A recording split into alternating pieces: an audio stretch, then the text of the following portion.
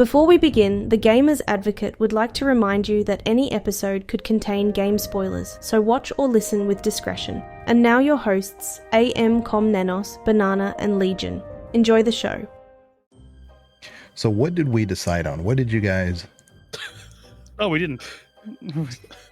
Oh, it's cute that you thought we made a decision. My goodness. I leave you all alone for 2 minutes. We talked about horror in Final Fantasy, and it turns out this surprising amount. Yeah, we weirdly found a way to inject Final Fantasy into this. I tried, and... Yeah, but you don't know what you're talking about. Yeah. Yeah, Pacific Drive never really scared me. It was frustrating more than anything. I was like, I just want to know what to do. How do I do it? Is this a crafty game or not?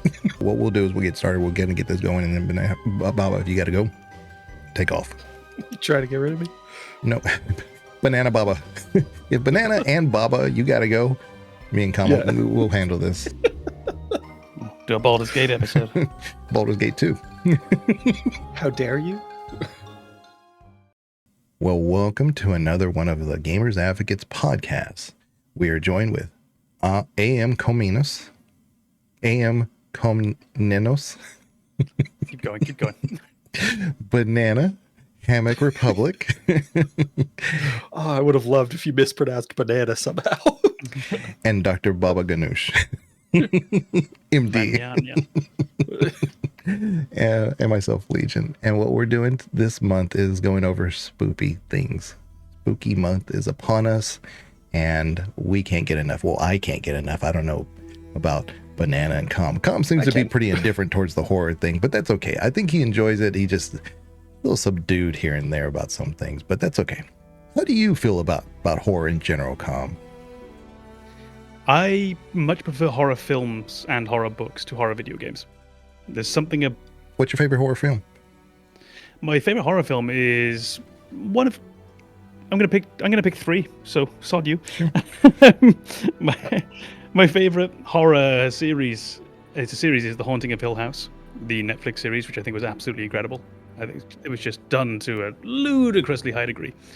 My favorite trash horror is a film called Sleepaway Camp, which is very, very soft in its horror. There's a murderer, there's a killer, but there's so many silly little jokes in there.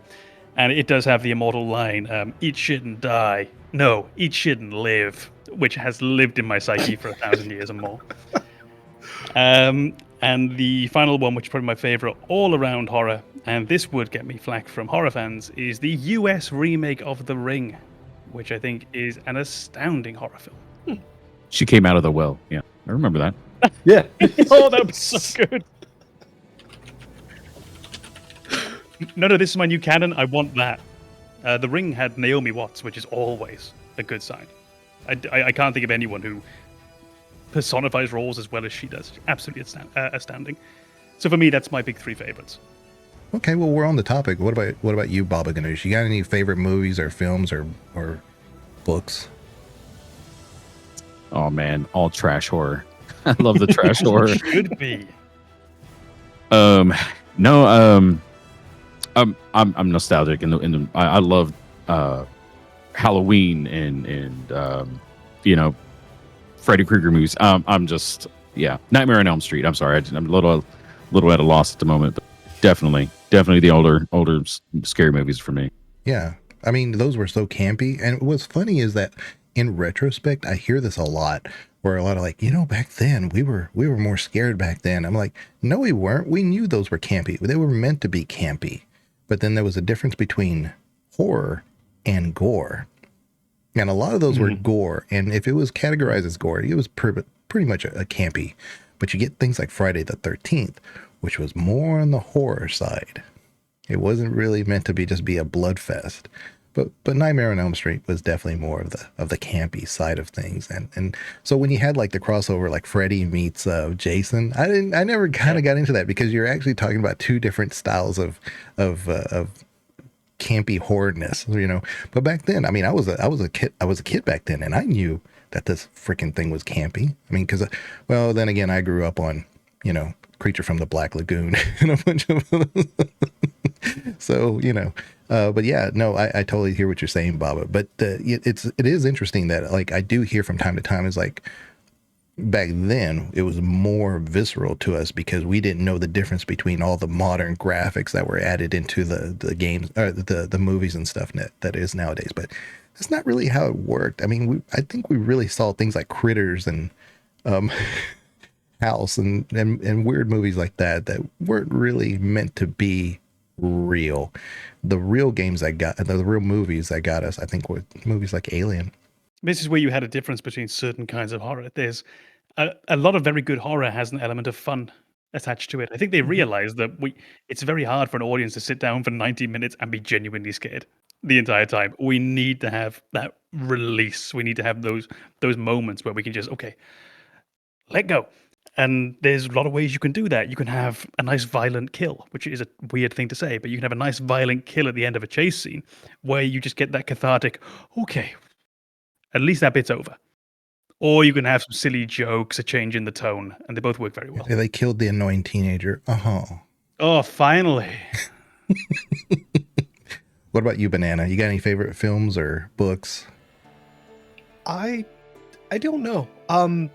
I've watched a lot more horror recently after setting up the movie night redeem on my Twitch stream and having overwhelmingly Pep redeem that and pick horror movies. So I've watched a lot more recently, but weirdly enough, like the most memorable horror movies for me are the ones that didn't scare me at all. So things where the premise itself, when you think about it, makes no sense. And the paramount of this example for me is Darkness Falls. I don't know if anybody even remembers that movie. It wasn't good, but it was so preposterous to me.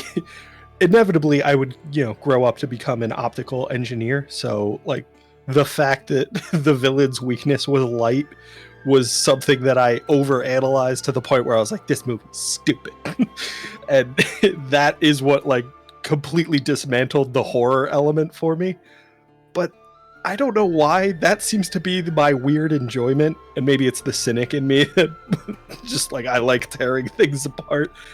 But looking at horror movies where they explain the premise, and for people who are not familiar with Darkness Falls, essentially the monster in that movie is the Tooth Fairy, which is a woman who used to do the Tooth Fairy thing and sneak in and reward children who had lost a tooth.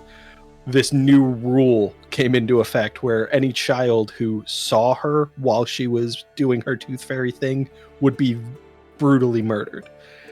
And that is where it all fell apart for me, because I was like, you can't see things without light, and her weakness is light. So there's this weird, like, her superpower and her weakness are the same thing. It doesn't make any sense. But that is my enjoyment of horror movies, because I don't like being scared. I like tearing them apart to the point where I was like, this is harmless. I can have fun now. Yeah, okay. Then I wondered if, like, the deconstructive aspect of a horror movie like Scream, for example, would have appealed to you, where it's not really terrifying because it's just looking at its own genre cliches, really leaning into them. I mean, Scream, isn't a parody, but it is. Yeah, exactly. Yeah. It's very and I think horror movies like that, where it's overwhelmingly like people, there's no supernatural part of it, those still work very well for me, because I know people are horrible. I can absolutely believe that. But I think Scream does it in a way where there's that kind of element where, like, certain things don't have to make sense, and it is almost parodying that fact in other horror movies, where, like, you almost get this kind of supernatural capability from the killer because people just can't understand how they're getting away with it. That still weirdly works for me. Like, if you don't dig into it, if you don't provide me with enough information where I can say, no, this is stupid, it works as a horror movie. I guess one of my favorite moments in horror is actually in those movies, is when you get in towards the end. And yes, I'm going to spoil Scream, because I think that's okay. It's the idea of, how can this killer be in two places at once? Well, there's two of them. Yeah. That's why. And just that wonderfully human level at the end of, Horror There's at a, its core is not meant to be overthought. But yes, Yeah. you're right. There's a TikTok channel that I follow where the guy just says if one rational person was in, and it's typically like this movie genre or this specific movie, and oh my god, if Scream is very much that, like, if one rational person was in this movie, they'd be like, yeah, there's more than one. It's got to be, right? Because he was over Yeah. there now. Yeah, you're all stupid. I feel like that phrase comes up or should come up in every horror movie. That is the fun of horror, isn't it? That nonsense is the best. But I'm gonna give a kind of encapsulate where I think I see Banana, because I love Banana to death. I mean, I do. But after all those horror movies we were watching, yeah, I should, yes. After all those horror movies that he was streaming and I would watch, and because I loved a lot of them, he put on for his own self The Brave Little Toaster. That is true. Most of my movie night horror redeems were followed up with a palate cleanser movie. I do that. Oh yeah, you got to have that. Yeah. It's the perfect term, the palate cleanser. One episode of Community, something like that, just to round off the night. That's crazy. Because me, it's like, oh, that was my palate cleanser, the horror movie. Legion needs a palate cleanser from real life, and it's typically one that involves a lot of people dying horribly. I have a friend who he goes back and watches the first 5 minutes of most horror movies when he's done with it. Because you know, at the start they've always got like the perfect family and everything's great. That's his palate cleanser. Imagining an alternate timeline when none of this happened. For me, I watch a lot of horror. I still watch a lot of horror, even when I'm editing. When I'm watching a horror movie, usually. I love The Thing. John Carpenter's The Thing. Yes. I also love the original The Thing. I love that one. But John Carpenter's The Thing with Kurt Russell is just so good. There's so many things that people have talked about that movie years after its release. And it's not just because, oh, it's a good movie. There are some unsolvable things. Like, I'm not gonna spoil it. You have to watch the movie. You have to, and the more you watch it, the more you see. It's kind of like The Godfather. It's like, oh, I didn't catch that the first time. I didn't catch that the second time. I can't believe I've never seen that until somebody pointed it out. It's that kind of movie. More recently, The Witch. I love The Witch. The Witch is a 10 out of 10 for me. It is a true horror movie. I keep saying game. It's almost like this is a gaming channel. Yeah, what is this? What type of podcast is this? The media channel now. Yeah. But that is a true horror movie for great. me. We can finally talk about the Final Fantasy movies. Yeah. Oh. And there was another movie that I was going to bring up, and I totally forgot about that. Was it Winnie the Pooh, Blood and Honey? Blood and Honey? No, it wasn't Cocaine Bear either, although that was good. Which is a true story. I'm conveniently avoiding a group of movies because I don't want to make Legion's editing job harder. Send me examples, please. We watched The Conjuring and The Nun. It's fucking and shit anyway. Oh. I absolutely did not get scared by any of those movies because there's I forget which one it is. There's one movie where the husband and wife, who are the kind of like paranormal investigators who are working on behalf of the church, they go to like a bishop and they inform them of these events and they say like, we need your help, and the bishop says, no, I'm sorry, we need more evidence. And I just remember thinking, you're the church, you've never needed evidence for anything. What are you talking about? I'm really gonna need to see some data. So one other movie, I think possibly the only movie that's ever left me a bit scarred. I don't recommend Brave this. Little Toaster. Yeah, Brave Little Toaster was number one. But number two would be a movie called The Entity. It's from I think the late 70s. Maybe early, like 1980 or something. I don't recommend it. Don't watch it. It'll mess you up. It's got a lot of bad themes in it. But it was so hyper realistic in what they did with what they had for the technology back then. They weren't trying to be like, AI like they do nowadays. but there was so much going on in that. The very end of it is horrible. It's the worst ending I could think of for an actual horror movie that was going in the right direction. But that one messed me up as a kid. I watched all these. I watched Outlaw Josie Wells when I was 5. So it's like I'm kind of immune maybe to a lot of these things because maybe I've got a thick skin to all that. But The Entity is the only movie ever that has ever left me kind of like, nah, I don't like that movie. But yeah. Anyway, I think I've just realized what my favorite horror movie is, and it's mostly based on the premise. Sphere. yeah. Oh, I think that is one of the movies that really showcased the nature of horror to me, and it's overwhelmingly internal.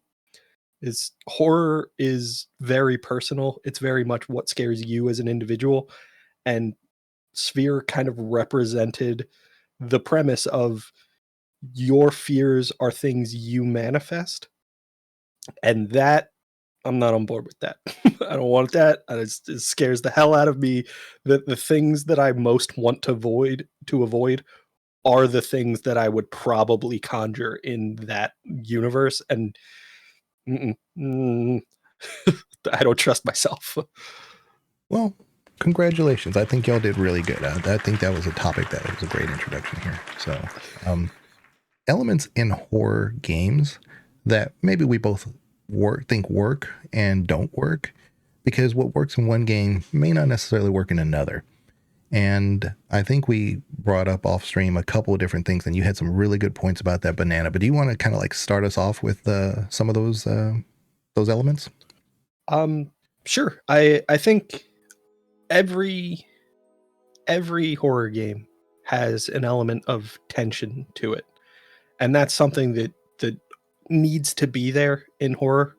It's something that needs to be there in horror across all media, but I think video games give you that additional layer of immersion where you are in control of a character who's experiencing this, and so tension in a video game becomes much more realistic for you because of how close you are to the media. In a movie, you are watching overwhelmingly through a third-person view the events transpire. In a video game, it's usually first person. It might be a third-person camera, but you have an avatar that represents you within this world. And that additional layer of immersion to say that like you exist in this world, that interaction that we're looking for in video games, that is what elevates overwhelmingly the elements of horror from all media in video games, in my mind, is that you can't really disconnect yourself from the horror of the video game because you are in control of how quickly you go about it, how far you go into it. And it's weirdly pointed out something in me that I didn't know about myself until very recently, is that I will really only engage with horror games from a distance. So, I mean, we mentioned the idea of virtual reality in a previous episode, the idea that like experiencing this in that first person view and feeling like it's happening directly to you, that's too much for me. I can't handle that. And I think that's a very reasonable response. But I have to be extra and have to go past that to say that I don't even like experiencing this in the more kind of traditional concept of video gaming. I don't like to be in that position where I have to, press forward on the control stick or whatever it is to make the next terrifying thing happen.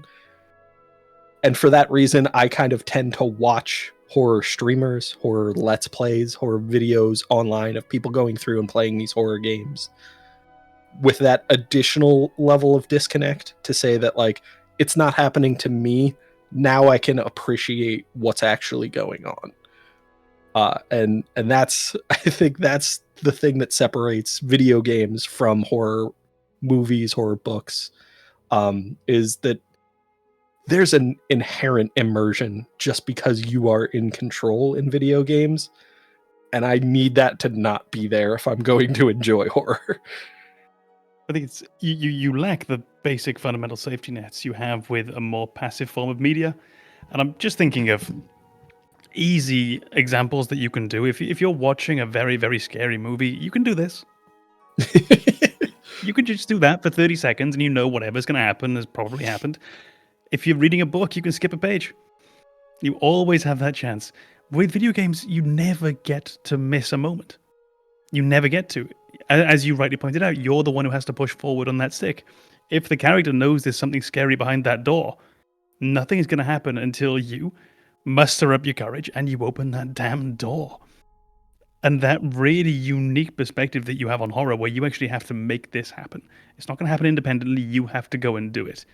Is such a unique thing that video gaming has in its favor, that it can make you really live these moments. And we talk about perspective in first person. It's so uniquely video gamey that when I think about first person horror movies, and there aren't many, but if you think how iconic the Blair Witch Project was when that came out, and how weird that was, and how it really put you in the shoes of those characters. And it's not that scary, really. But it is. Because you're made to be there. You're made to be in that scene. I don't think even that comes close to what a video game can make you feel. I think it's just absolutely. That interactivity takes it one step further. Yeah. But we're fortunate that we as viewers can do that. We have in our midst here a streamer who does this 3-4 times a week. So he gets to have the perspective of like, he can't turn away.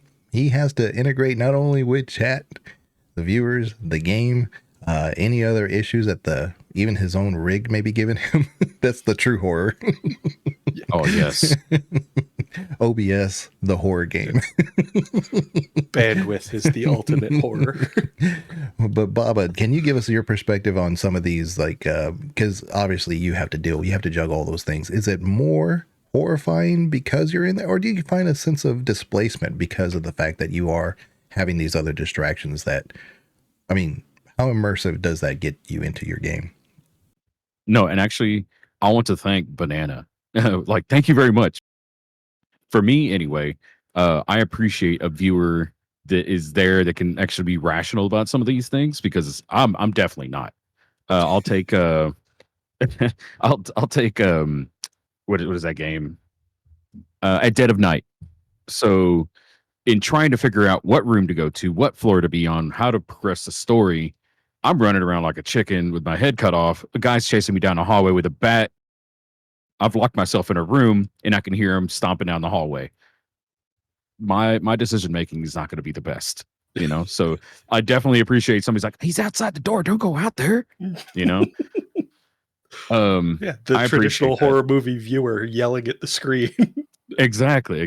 So I absolutely love when chat's like, don't go out there, what the hell are you doing? So yeah, it's very welcome.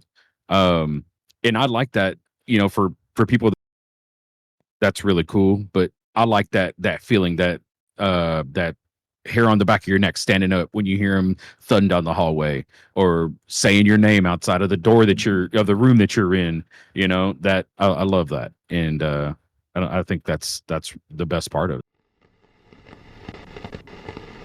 Did he kill us? Sussy. He's saying sussy. I get it.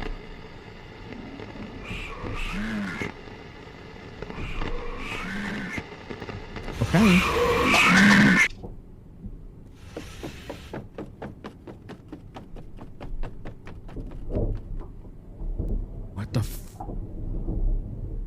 What the F, bro? Look, I told you the little leprechaun is gone. It's Vern Troyer. He's loose in the house. Still hunting. Okay. So it will be interesting. Thank you, my best. God damn it. Oh my God, I'll get it. Oh, what the fuck? That scared me, man. Damn. Excuse me, can I speak to you about our Lord and Savior Cthulhu? Yes? Just the bird just pops into view. No. Sorry. Okay, the kid in me is just like, let's play with this bird.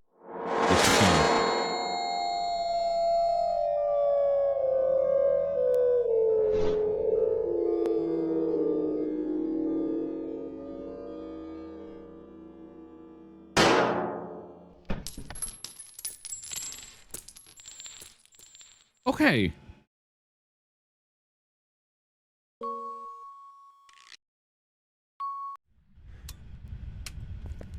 Then we got ourselves a Maroi.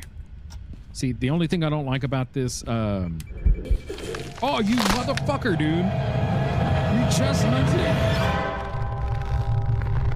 It's a Maroi. What a piece of shit, dude. Oh, shit. It's giving me the heebie-jeebies. You knew too much. I knew too much. Cornhole, yeah. Yes, we play the cornhole. Not very well, but we play it. I don't think I can get it from here, but we try. Oh! What? Win. First fucking shot, bro. I can't do that again. I can't repeat that. Yeah, the streamer's perspective is going to be very unique. It's uniquely unique, actually, because you get to also deal with the backseaters. You know, and so even if like it's almost like if you go to a movie theater and you have a loud viewer and they're like, don't open that door, what are you doing? Well, I mean, they may not be audible, but yeah, they're going to write in chat. Is like, you know, especially like a game like Phasmophobia, which I know Com recently got into, but I've watched so many hours of Phasmophobia. I know jack squat about it. I've watched a ton of Phasmo, but you play a lot of Phasmo. I think you've done like what, the gold, and I don't know, is there a platinum level to that? Whatever it is, you've done it, haven't you, Baba?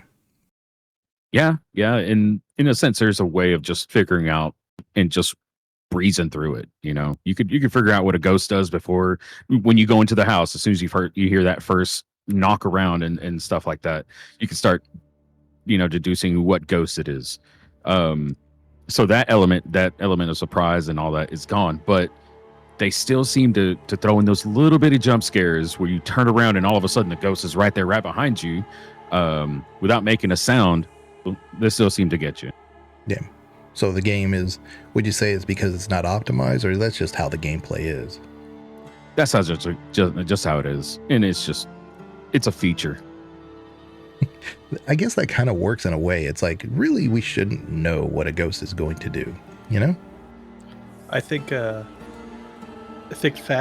and Demonologist for me highlight that element of that disconnect. So they're both more or less the same game. You wander through a property, look for clues, try to deduce what it is that you're dealing with, what type of specter, ghost, or whatever. And then piece all of that information and then figure out what you need to do afterwards. And I don't know Phasmophobia as well, so I don't know if there's like an exorcise the ghost mechanic after you figure out what it is. I know that exists in Demonologist. But for me, I don't feel that same level of fear in Phasmophobia, because Phasmophobia uses the same assets as House Flipper. And it's just something that I can look at and say, I've built this living room in another game. This isn't scary. Whereas in Demonologist, everything is unique to Demonologist. And it's also a little bit, I'd say, like less cartoony in the way the ambiance is presented to you. But for me, Demonologist is like way more terrifying because it feels unique. It doesn't feel like, oh, we added a horror element to House Flipper. It's very much its own thing, and it's exclusively horror. There's a lot of new horror games out there. It seems like horror is for me at least, the largest game theme to come out because of all the assets that are easily input into indie titles. So I don't know, just for me, from an observation from a third party, is there any like particular newer games that are in that vein, Baba, that you would maybe recommend that seems to be doing something new or different? Right now, I think I mentioned this demo to you, the We Harvest Shadows. It seems to be doing something totally different with you know, trying to scare you, the psychological aspect of it, in the sense that you're the only person there. and you know these things cannot be happening to you, but they are. You know, um, as far as like chase games, stuff like Devour gets me still. You know, I guess some of the themes are a little too much for some folks, which is understandable. That there's a certain map that Some I won't play folks. because of the reason. Yeah. Um, but yeah, the psychological ones are definitely one that I like to play because I mean, it leaves you wondering like, what would you do in this instance if it were you, right? Well, there are certain games like that integrate some of those features, but they're not indie titles. But like the Dark Pictures anthology, it always tries to incorporate some of those psychological things, and it is like what to do here. It's not always like quick time events all over the place, but it does incorporate like what would you do in this situation. Gives you choices. Do you find those more or less immersive in that way? Yeah, I do. I actually, the Quarry. I love the Quarry, and every playthrough I get to go through, I make sure I choose different things. It just to see where the story leads and who I get to kill off. There's always one character that you like to kill off first. That's hands down. I am Team Emma, and that should surprise nobody. If you've played the Quarry, everybody seems to hate Emma. I am all about Emma. I'm Team Emma. She's the Of first. course you are. I love Emma. Why are you always wrong? She's a survivor. She doesn't need anybody. Every one of them you could argue like they could be the sole survivor or whatever, but really, Emma, at any point, she's never needed anybody. I totally respect that. What about Days Gone? You guys played Days Gone? Motorcycle zombie game. Played very little of it. Actually, my controller crapped out when I started, so you have to play that thing with controller. It's too difficult with a keyboard mouse. One thing I like, I'm not a huge fan of Days Gone, but it is a great game. It adds a lot. It's one of those things that does incorporate a lot of those unique elements in other games and puts it in a horror game, and it does work. It's an open world game, which there is some linearity to it though, but it's an open world game, and that's the problem with it, is that it's open so that you can't just like drive your motorcycle here and you're going to be limited based on terrain. Well, you're going to run into a group of a house, which there's some zombies that have been just like hanging out there. So it adds that open worldness, but you almost don't want the open worldness because you can get yourself into trouble pretty quick and not be able to like find your way out. And that's one I think that includes some of those elements that are like open world, because games like Resident Evil that aren't open world, why does it not work why does an open world game work in that regard, but like say Resident Evil, you couldn't make that work? I think it's just one of those things that it just, if the story lends itself to that type of theme, I think you can really make it work even more so in a horror title, because your emotions and your the things that you feel, like your hearing, the visual cues and all that stuff is a little bit more amplified. I thought Days Gone was one of those games for me. I did finish it. I had a good time, but it was a very average to good game. I didn't think there was anything it particularly excelled at. For a game that was based largely upon motorcycle riding, I didn't feel the motorcycle controlled that well. Didn't enjoy the combat that much. Didn't find the zombies that interesting. They were all sort of 6 out of 10, 7 out of 10. So they were good. They were competent. But there was nothing that really stood out. I didn't think it really did anything badly. So it kept that consistent 6 or 7 out of 10. I very much enjoyed, which I didn't expect to, the main character's personality. I was expecting him to be a lot more two-dimensional than he turned out to be. His relationship with his partner, his relationship with his riding buddy, whose name I've forgotten, I really enjoyed. I thought that was one of the very strong points of the game. Probably Jacob. I think it's Boomer or something like that. I think it's a nickname. Their dynamic was really good. I didn't feel as though it had a big definable... It had a villain who was a human, which is always a good start. If your villain in these games is the zombie or is a big monster, I tend to lose a bit more interest. I still need the real drama in these games to be human. I need it to be which is, I guess, what The Walking Dead often did very well. I haven't seen all of it, but what I always remember is the more interesting human opponents. But I didn't feel as though any of them really stood out for me as this great villain that I could remember. And I felt it gave the story a lack of focus. I would have been interested in seeing a sequel. It was a real shame to find out that they eventually canned that. So it's going to be one of those games for me where it made a solid, and no more than that, it made a solid debut to the series. And I think we're a little poorer for not having the sequel. Yeah. I think like a game like that, and you compare it against something like The Last of Us, like why is The Last of Us so good when down to its nuts and bolts, they're very similar to like something like Days Gone. It's just without a motorcycle. And it's not open world. The story is just superb in Last of Us. That's what you add a greater story in something like Days Gone. It's much more memorable. And that's where the open world gets in its own way. You know, but this is where everything in gaming, everything in movies that you can do is a backdrop for a story. Everything. And those great human moments are what you can remember. It's very rare that you remember moments in video gaming. It does happen, particularly in video gaming. It's very rare that you remember the moment of the monster reveal. You can tend to remember that a handful of them, by very nature of them being exceptions, that you can remember them being so good. Whereas human moments in games, you can remember so gosh darn many of them. And yeah, like I say, it was just a real shame that we didn't get a chance to have a second game to see if they could have done a bit more with that. I think you've made an interesting point in kind of the horror antagonist for a lot of games, and I think it's a pretty general guidance that I agree with, that having a human villain kind of driving everything makes for a better story generally. There are exceptions. I would say The Last of Us doesn't really have a primary human and antagonist, and it works, but there is definitely that element of the antagonist in the fungus has put you in a position where now you have human antagonists because they're making decisions based on the scenario that you're in, and that is very relatable. And I think it's really that element of relatability to the villain.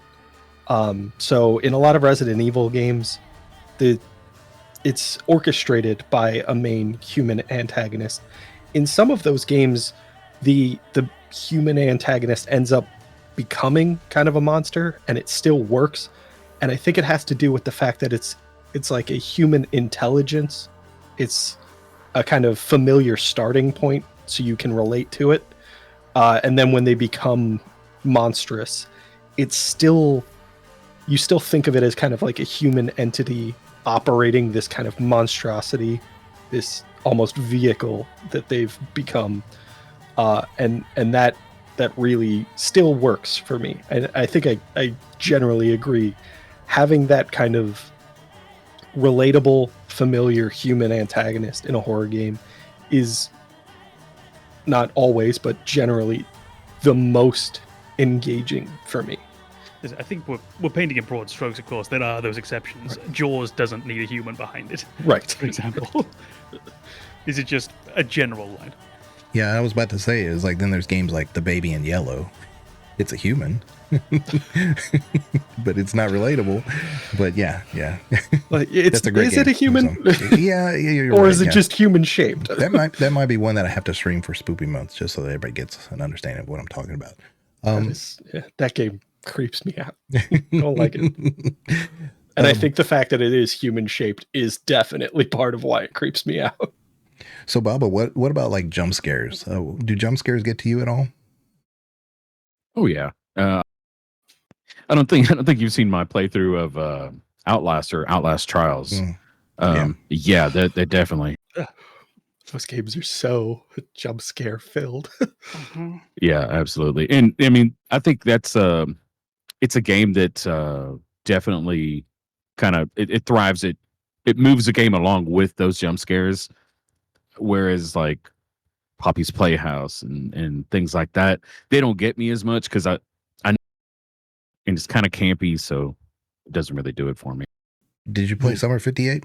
No, I have it though. Yeah, I do have that. It's on the I list. think that's a pretty good one. Yeah. Yeah, the developer that did that, it's a hit and miss developer with those games, but Summer of 58 is exceptional. Good story. The jump scares are well done. They're not intended to be, here's a demon in front of your face and then it disappears. It doesn't happen in that game. But there are things that do happen that it's like, well, wait a minute, am I seeing what I'm seeing? Because it was just at the corner of my eye. Well, thanks. I was trying to think of something to do today, so that'll work. I do agree. I think Summer of 58 is a good one. And I think, if I remember correctly, there's only one, what I would call genuine jump scare in Summer of 58. There are scary moments that are kind of abrupt, but there's not so much that like cliched jump scare element. And I think I appreciate it when it's used very sparingly like that. And I think you see that in a lot in other media, in TV and movies, when they rely too heavily on a jump scare for a horror movie. It feels like a weaker horror movie. It feels like you haven't done enough with the other tools at your disposal if you're relying too heavily on jump scares. And I think that's one of the things that made Summer of 58 work. Is it's a lot of tension, it's a lot of creepiness, it's a lot of kind of self-doubt and psychological horror, and there's very few jump scares, but they're there. And that for me is kind of a selling point, to say that like we're not going to use this kind of almost surefire kind of guaranteed scare that the jump scares are, because they play on that kind of instinctual reaction and your brain's inability to process all of the information very, very rapidly to kind of have a controlled response. We're going to play on the other elements that feel a little more polished, a little more deliberate. And that's one of the things that I think I liked very much about Summer of 58, is it felt like they were really mastering the more challenging elements of horror. I think the thing with jump scares is they remind me a lot of music in gaming, where, for example, I enjoyed that. It reminds me a lot of music in gaming where you have to earn a jump scare. As a director of a game, you have to earn it. In the same way that music, you have to earn it. If you're going to give me a very, very sad scene, you already have to get me sad, and then you can put the music on top to enhance that. But if you're doing the music and telling me to be sad, and you haven't earned my trust yet, you haven't earned my credit, that's not good. That's cheap use of music. That's cheap jump scaring. Jump scaring, it's like a... Bear with me. I was just about to ask, like, how fast are we going to get canceled if you finish this sentence? Anyone can get their out in public. Anyone. And you're going to get a reaction to it. Assuming they have one. Yes. Anyone with a can get their out in public. And they can get a reaction to it. Because it's shocking, it's surprising, and it probably shouldn't be happening. But getting someone... Yeah, I don't know probably. who you are. But getting someone to actually want to see your... That's very different. In the context of a loving relationship, getting your out is a very different situation. And that's what the film has to do. The film has to build that loving relationship with you. It has to build that foundation for the jump scare to actually have value. Yeah, at that exactly. point, it ceases to be a cheap jump scare, and it really has purpose. You got that, game developers? Stop whipping your dick out too early and earn it.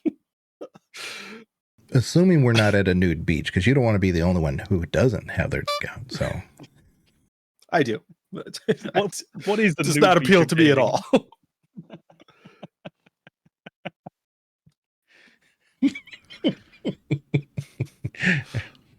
yeah. God, I can't wait to see the analytics for this episode.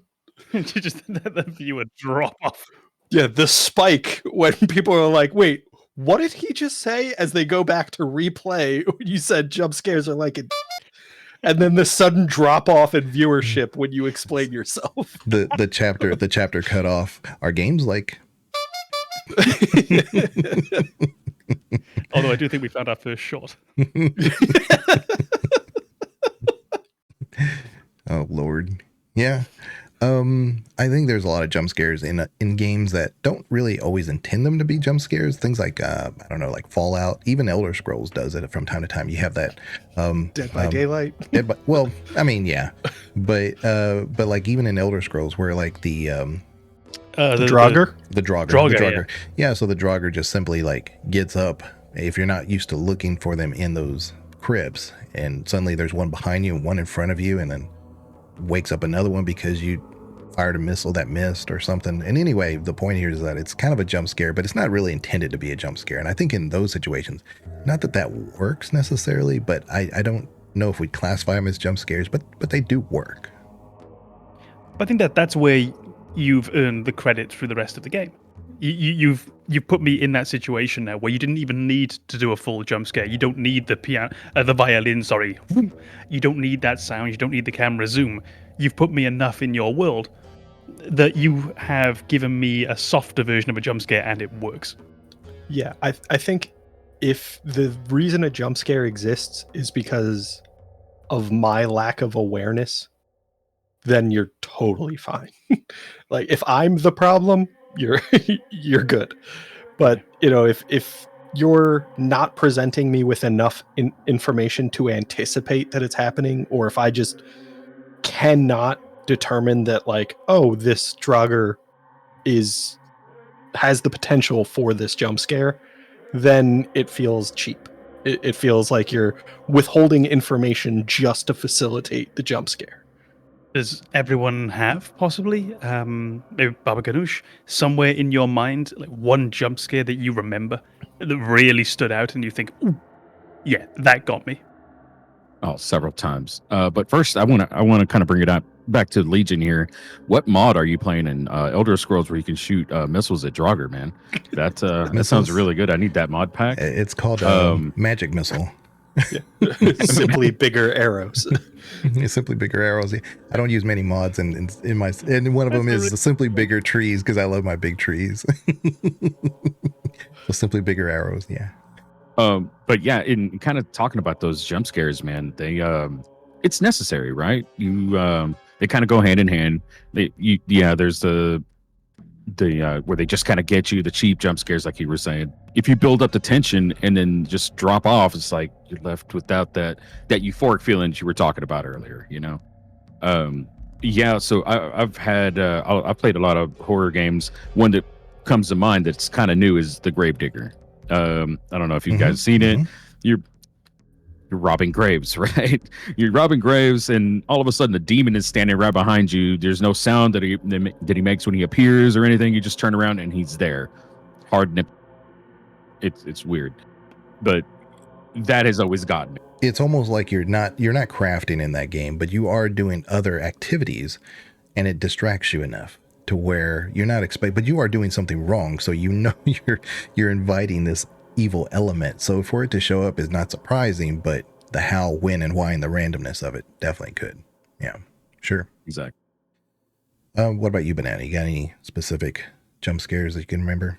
So I think we've heard me say that I'm a big baby, so I don't play a lot of like horror games. I do have that redeem available on my channel for the like the car backfiring or the gunshot noise that Legion loves to to redeem when I am immersed in something that is not horror. And yeah, I remember those very clearly. Unfortunately, I remember them most clearly from the period before I had a webcam on my stream. And I feel like I've been conditioned to the point where my reactions on the webcam are not as dramatic as they used to be.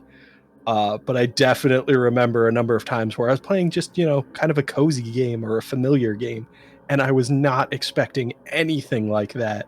And then the bang comes and plays very loudly and scares the shit out of me. and like, I need to take like a couple of seconds away from just everything, catch my breath. I have to issue an apology or a thank you to Legion because I think it charges bits. So like I can't even just be like, fuck you, you asshole. I have to be like, thank you for supporting the channel, you asshole.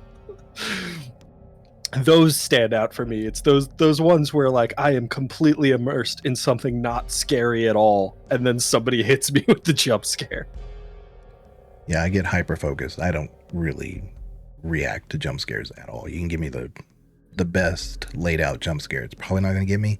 If any were to, it's probably Alien Isolation. I've said it before. That's the only game that has ever made me unnerved in any way, made me anxious. Like, I really don't want to fire up this game, but I really do want to as well. So that's probably the only game that has ever made me. It does it well. It's the combination between the sound, the look, the knowledge, the lore, the helplessness. I mean, I have a flamethrower and a shotgun. I am prepared as I could possibly be. It's not enough. A game for me, like Scorn, doesn't have jump scares. It doesn't need them. It's the environment itself is, to me, it's not horrific. To me, it's a gorgeous game. I'm the backwards thinker of all like this. So yeah.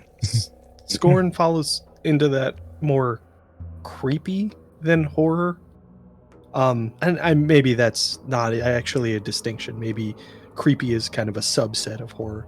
But I feel like Scorn is very much that like creepy and the ambiguity, the ignorance of it all, to say that like, I know everything's a bit gross, but that is the extent of my knowledge. I don't know what that is. I don't know what it's capable of. I don't know what I should be afraid of, but everything disgusts me.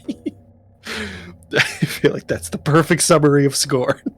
When Scorn came out, it was really interesting watching so many streamers play it, and both in chat and the streamers. So I can't like say it's all the streamers, whatever.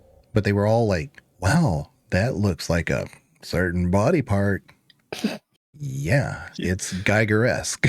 Yeah, that is the theme. It's all the Georgia O'Keeffe of horror. Yeah, it's all sexually related theme. If you don't see it, then I don't know what to tell you. It's meant to be there. But yeah, that was a really interesting time watching everybody play Scorn. Yeah. But Bubba, have you played Scorn? I haven't. See, I'm telling you, I'm way behind here. I've got. Did me describing it as purely disgusting sell it for you? Oh, absolutely. It's going on the wish list. Wonderful. The disadvantage is that I've had time to gauge between Banana and Com what games they haven't played. You haven't, but I will be honest. Like I said, Baba has probably played 10 times more horror games than us overall. We just haven't. We're just not on the same Venn diagram. So, which one would you kind of like loosely recommend that you've played in the last couple months? A short one would be Buried. It's just, that's what it is, man. You were I remember that one. Yeah. Mm-hmm. It definitely, that's one I think that stuck with me and a lot of my viewers. A lot of people messaged me afterwards like, how did you even get through that? Because that's intense fear, I guess, being buried alive with very limited resources, and then you got death creeping up on you if you're not out by a certain time. It's kind of like the Kill Bill, and you have to make your way out of the coffin.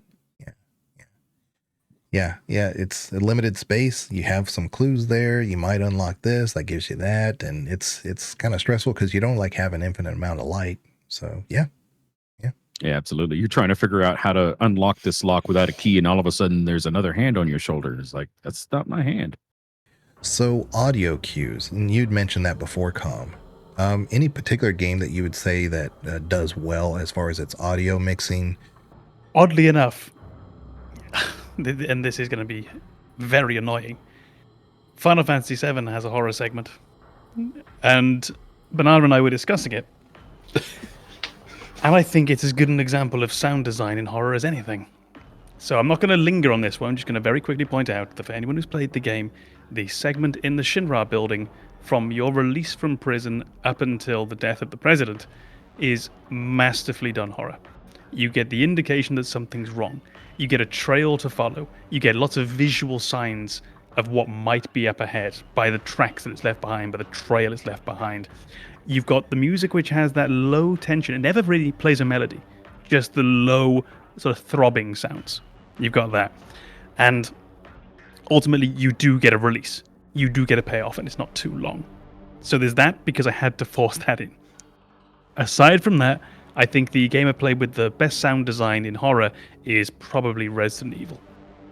And this would go as far back as the original. I think the lack of sound does a lot more for me in horror than sound does.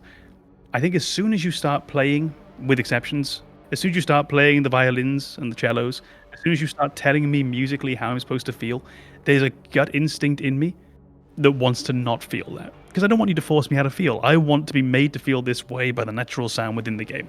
So I want your diegetic sound. I want your in-game footsteps. I want your in-game weather. I want the trees creaking outside to put me in the moment. I don't want dark, plodding music, generally. So Resident Evil, the bareness of the music in that game, there is some. I think in particular the save room has music, that moment of respite. But when you get back out, you're hearing every footstep. And importantly, you're hearing your own.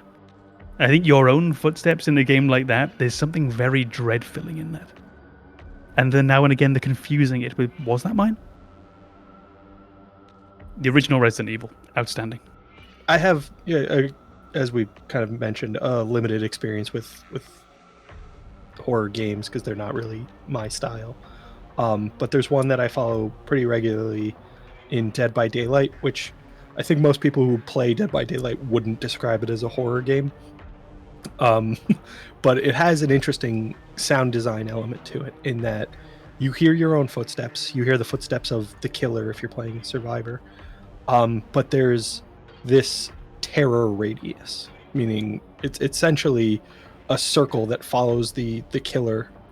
Overwhelmingly, there are mechanics to change that bit, but it follows the killer, and depending on which killer you're playing, it has a specified size, and that basically serves as an indicator to survivors how close the killer is if you can't see them or if you don't hear their footsteps yet.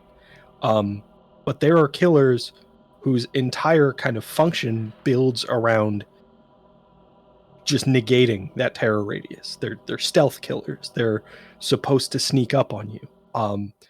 And you still hear their footsteps to a small degree, but the absence of that kind of general indication that you've grown comfortable to, that kind of warning sign that you get with every other killer who's not a stealth killer, that is gone. And that's where you get those moments of like pretty genuine fear to say that, like, I don't know where the killer is.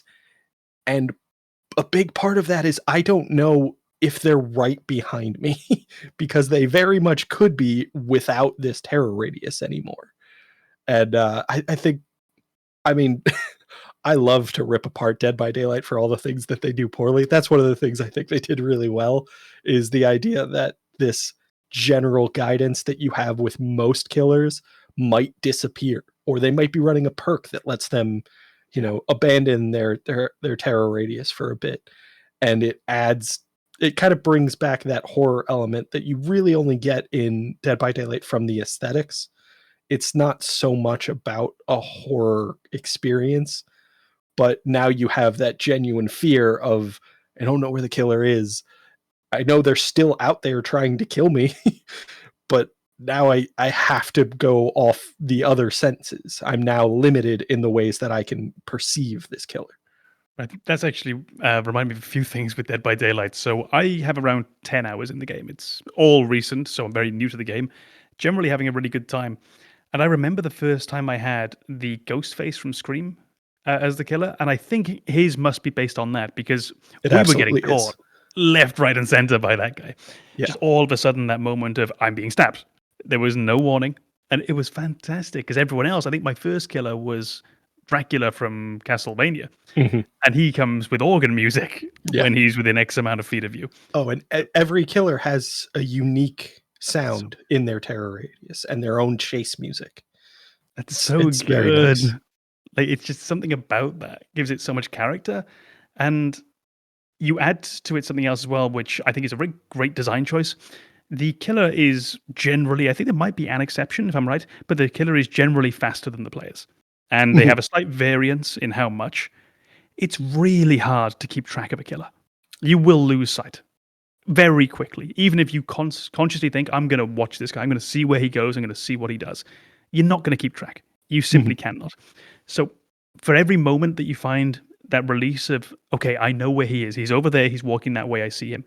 In 10 seconds, when you've lost him, he could be behind you. It's so well judged. And the ability to hear the footsteps and have the sort of the throbbing sound or the Dracula sound, whatever it might be, I think there's a really neat mechanic, and it's probably not conscious because it's the way we play, that I think actually in a way makes us more likely to be jump scared by the killers. We tend to play Dead by Daylight with our friends. We tend to play over Discord, and thus we have the game sound lower than it needs to be. So we're not necessarily picking everything up because we're on our Discord call at the same time as well. And just that, the way that ties in with the gameplay just makes the killers even a bit more sneaky. And it's, like I said, 10 hours or so in, I think it's astounding so far. It's so much fun. I think there's one killer that I can think of that I'm confident moves slower than the survivors. And that is, it's not the killer specifically, it's a specific build, Scratched Mirror Myers.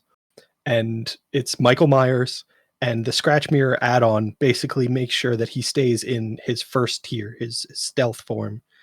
But when he activates his normal kind of stalking ability, he can see the aura of survivors through barriers. Oh. So this is a stealth killer who always knows where everyone else is and has to balance the fact that they can't chase you anymore. You'll win if they have to engage you in chase. But if they ambush you, it's horrifying. And there are a few channels on Twitch that I follow where they specialize as this Scratched Mirror Myers, and they're so fun. I mean, if you even just get to catch a channel trailer from one of those series, you can see how much fun it is for people to play as this killer and to play against them for those moments where that horror element returns to DBD, and they turn a corner and suddenly a killer is slashing out at them with a knife or hitting them with a pipe or whatever it is, and they loudly scream for everyone in their Twitch community. It's a very big change of pace from every other killer, but it's a lot of fun, in my estimation at least. I know some people hate it. Sometimes it is the lack of audio that helps. You look like Bloodborne, really any Souls game. Or even Morrowind, I've said this before, where Morrowind is not necessarily a horror game, but when you're kind of going along the path, you can hear your footsteps. It's the wind in the trees and things like that. It's how everything is creating the environment for you. And so when you actually encounter something that you need to deal with, it's much more impactful. So it's not so much that there's like music in the ambient music that's all around just to set the theme. It's not those type of games. It's one of those that you encounter them and then the music sets in. But it's all the like I said, the footsteps, the silentness of it, the sense of aloneness that creates the environment. I think that really kind of helps those situations. Check out the Discord. Give us some more topics that you want us to cover. The Discord invite is in the description. And if you like the video, give it a like, and always feel free to comment in the YouTube video. We might be streaming occasionally here and there. Maybe, especially me, I'll be doing October 31st, probably stream of Dragon Age. It comes out on the 31st, so why not? Win-win. And we'll see. I'm going to try to do like a midnight to midnight type thing. And maybe like a break in between, just so that I can, give myself time to eat or something. But and of course, if you like horror games, or if you just prefer consistency, which you won't get from any of us, check out Babbaganoush's Twitch channel, which will also be in the description. Yeah, and a big thank you to Babbaganoush for being with us today. Absolutely. Okay. Well, we'll go ahead and end up there, and y'all take care. Thank you very much. Bye-bye.